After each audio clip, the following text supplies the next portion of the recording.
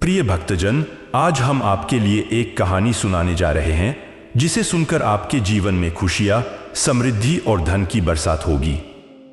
यदि आप इस कहानी को सुन रहे हैं तो कृपया इसे अंत तक सुनें और इसे बीच में छोड़ने की भूल न करें, क्योंकि इस पवित्र कहानी को पूरा सुनने से मन वांछित फल की प्राप्ति होती है। आप इस कहानी को पूरा सुनिए। यदि आप शिव के भक्त हैं तो कृपया भोलेनाथ का अपमान न करें। भगवान शिव माता पार्वती से कहते हैं कि तनाव से मुक्त जीवन के लिए आनंद का रहस्य क्या है। इस पर माता पार्वती उत्तर देती हैं, वह प्रभु, आपसे बेहतर इसे कौन समझ सकता है। कृपया मुझे पहेलियों में न उलझाएं और स्पष्ट रूप से समझाएं। तब भगवान शिव कहते हैं, वह प्रिय, इस कथा को सावधानी से सुनो। एक बार एक संत महाराज अपने एक शिष्य के घर ठहरे हुए थे। वह शिष्य काफी धनवान व्यक्ति था। उस शिष्य के पास बहुत सारा व्यापार था। उसके घर में बहुत से नौकर चाकर थे। सब कुछ अच्छा चल रहा था।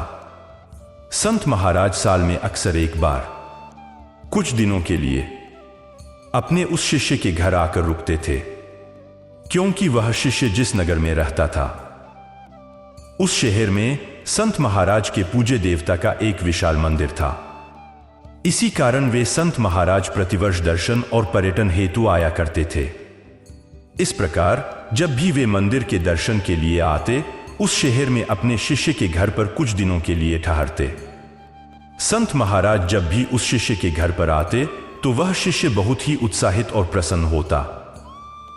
लेकिन इस बार जब संत महाराज उसके घर में रुके तो संत ने अनुभव किया, ये शिष्य आजकल काफी परेशान और चिंता में रहता है। संत महाराज ने शिष्य की पत्नी से पूछा कि क्या बात है, आजकल तुम्हारे पति काफी चिंता में रहते हैं। पत्नी ने कहा, हां, वो आजकल चिंता में रहते हैं क्योंकि उन्हें व्यापार में 10 लाख का फायदा हो गया है। संत महाराज ने कहा, इसमें चिंता करने की क्या बात है, यह तो खुशी का विषय है कि 10 लाख का लाभ हुआ है, कोई नुकसान तो हुआ नहीं है।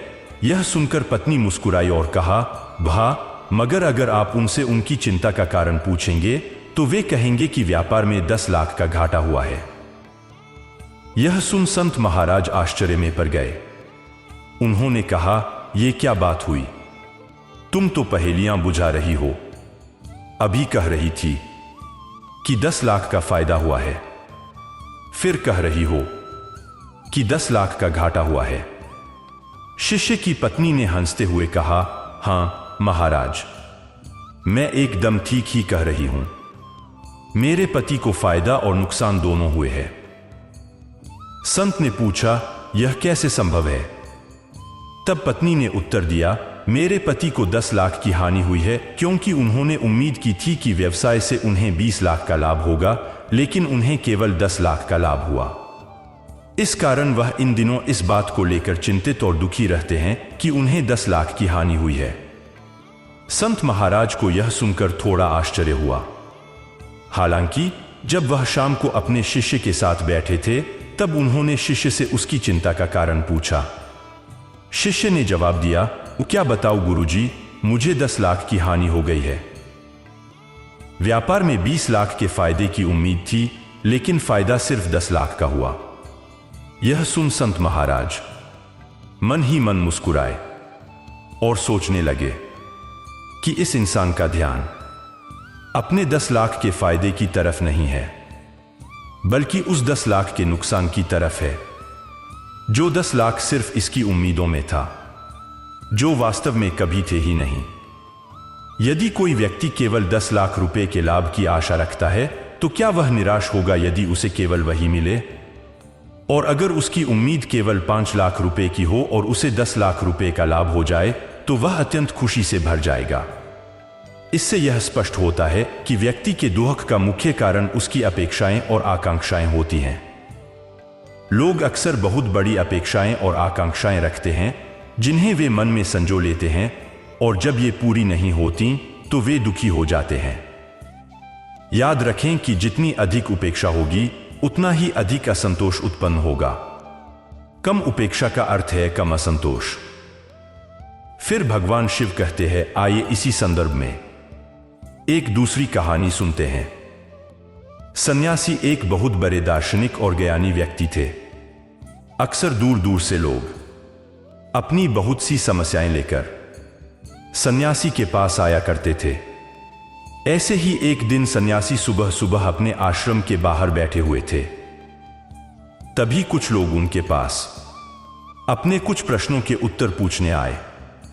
सन्यासी ने वो सभी को बैठने के लिए कहा और अपनी पत्नी को उन सब के लिए चाय बना लाने के लिए आवाज दी।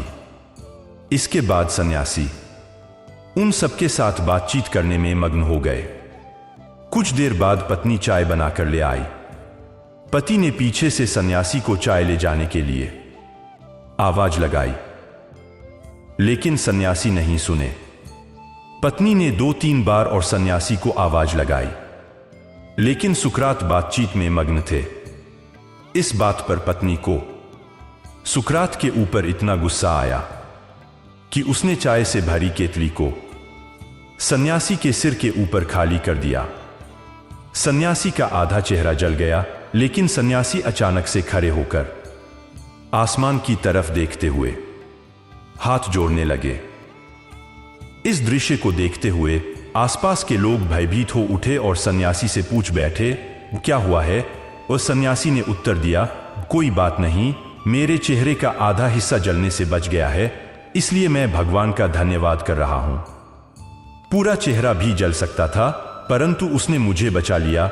यह सन्यासी की सकारात्मक सोच का प्रतीक है, जिसमें वह अपने आंशिक रूप से बचे हुए चेहरे के लिए कृतज्ञता व्यक्त कर रहा था।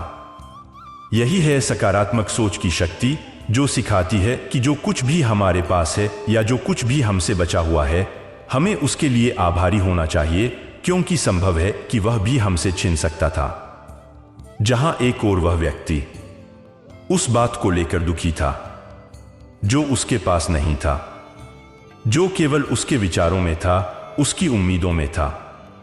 वही दूसरी ओर सन्यासी उस आधे चेहरे के लिए खुश थे और भगवान का शुक्रिया अदा कर रहा था, जो जलने से बच गया था। जो इंसान सपनों में नहीं बल्कि यथार्थ में जीता है, वह कभी दुखी नहीं रह सकता।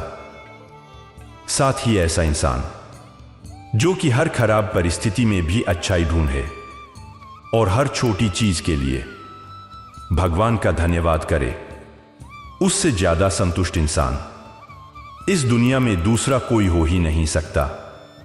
हर महान इंसान ने इस बात पर जोर दिया है। 2 ऐसी चीजें हैं जो अगर कोई अपने अंदर धारण कर ले तो ये उसकी पूरी जिंदगी बदल सकते हैं, और यही आभार व्यक्त करने में बड़ी ताकत है। ये इंसान को अंदर से शांति देती है। अब हर रोज सुबह उठकर बस एक काम करें। रोज सुबह उठे और उठते ही ईश्वर को हर चीज के लिए धन्यवाद करें जो आपके पास है, जैसे कि आपकी नौकरी, आपका घर, अच्छी कार, अच्छी बीवी, अच्छे बच्चे, अच्छे दोस्त।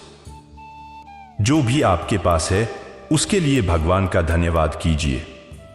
इस संसार में अनेक लोग हैं जिनके पास यह सब नहीं है और उनके लिए यह केवल एक स्वप्न है। इसलिए आपको धन्यवाद करना चाहिए कि आप उन लाखों लोगों में से नहीं हैं। सबसे कठिन परिस्थितियों में भी अपने लिए पोषक आहार प्राप्त करना और जो कुछ भी आपके पास है उसमें खुश रहना, ये दोनों गुण वह हैं जो किसी भी व्यक्ति को दुखी नहीं होने देते। तब भगवान शिव ने कहा, ओ चलिए एक और कहानी की ओर बढ़ते हैं।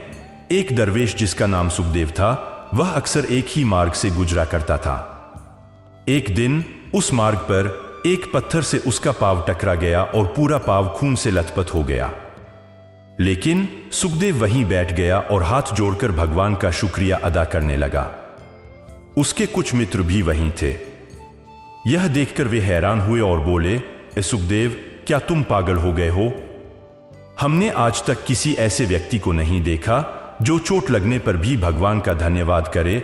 सुखदेव ने जवाब दिया, पत्थर की ठोकर से गिरने पर मेरा सिर भी फूट सकता था, मैं जान भी खो सकता था, शुक्र है कि सिर्फ पाँव में चोट लगी और मेरी जान बच गई। इससे भी अधिक दुखद परिणाम हो सकते थे। ऐसे व्यक्तियों के लिए, जैसे सुखदेव, अगर उन्हें फांसी दी जाती है तब भी वह ईश्वर का आभार मानेंगे, क्योंकि इस संसार में फांसी से भी अधिक पीड़ादायक मृत्यु है। कृतज्ञता की भावना केवल उस व्यक्ति में होती है जिसे किसी से कोई उम्मीद नहीं होती और जो केवल अपने कर्म पर ध्यान केंद्रित करता है बिना किसी अपेक्षा के। तब ऐसा व्यक्ति जो भी प्राप्त करता है वह इसे ईश्वर का आशीर्वाद मानता है, आभारी रहता है और खुश रहता है।